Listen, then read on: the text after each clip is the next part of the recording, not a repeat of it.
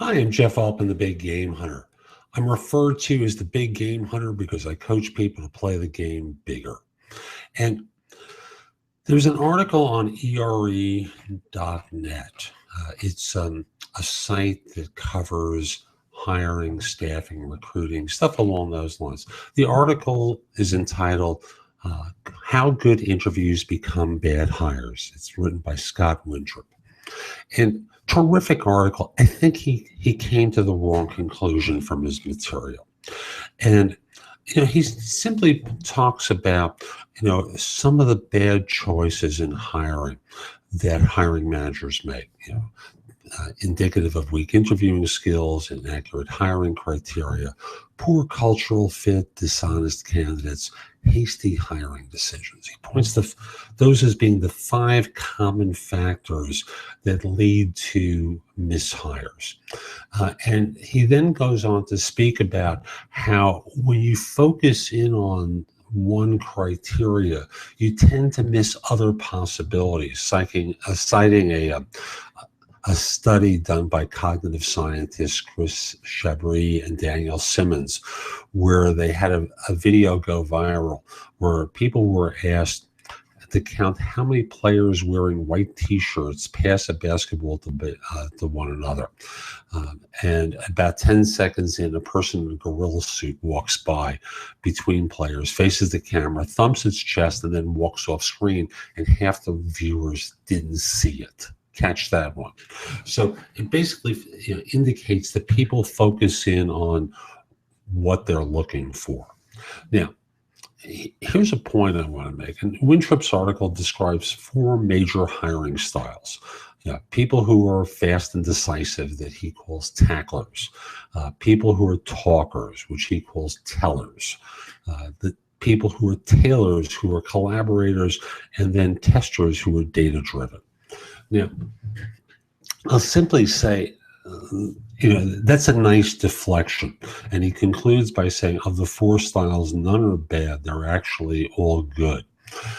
But I think he misses the key point. Scan has been completed. That's weird.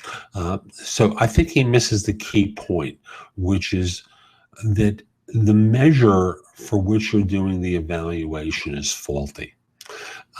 And I think that's really the basic point here. When you think about it, how many of you are really equipped to evaluate for fit? That's always been a pet bug of mine, that people think they're capable of evaluating for fit, but all you do is reinforce your biases. And I think that's true of all the styles that are mentioned here, whether it's you come on as being a strong, forceful individual, a collaborator, someone who is data-driven. I think the point here becomes the only criteria to evaluate someone for is whether they are qualified to do the job. So you have to start off with getting clear about the criteria that are going to make someone successful doing what you need them to do. Period. Take time with that. Then from there, construct, if you're advertising, a job ad that gets real clear about what you're looking for, and then get clear about how you're going to evaluate it. Do not get into the business of evaluating personalities for fit, because number one, all you're going to do is reinforce your own biases about personality, which can unfortunately cause you to discriminate based upon criteria that would put you in violation of federal, state, and local laws. If you don't believe me, you're mistaken. I'm telling you that point blank. Having evaluated people for so many years, I'll simply say one of the things I notice is how many people hire people with names like theirs, backgrounds like theirs, and fail to really assess for real knowledge, because they make the assumption that because they're like them, if you get my idea.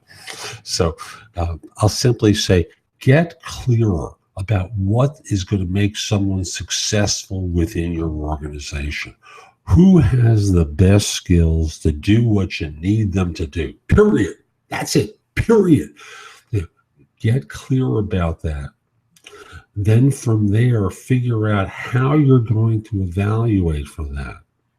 And if you choose to have them meet people on your team, make sure they are only focused on what you want them to evaluate for. So when they give you feedback and they say things like, I'm not sure how they're going to fit around here.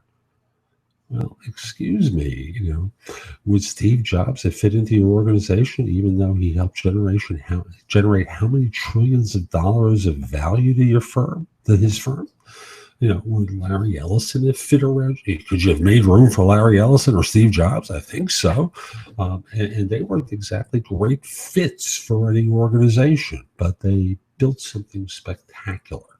So think in terms of people who can help you build things spectacularly, who can create great products or services or drive the bus hard rather than collaborative people.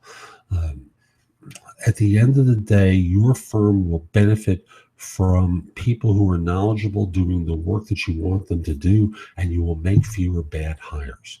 I'm Jeff Altman. I hope you found this helpful. My website is thebiggamehunter.us. There's a lot more there to watch, listen to, or read to help you staff more effectively. And I also want to say, if you'd like my help with filling positions, reach out to me. My phone number is 646-374-8656. My email address is jeffaltman@thebiggamehunter.us. Last point, if we're not connected on LinkedIn, send a connection request. I'm a nice guy. LinkedIn.com/IN/the Big Game Hunter. Hope you have a great day. Take care.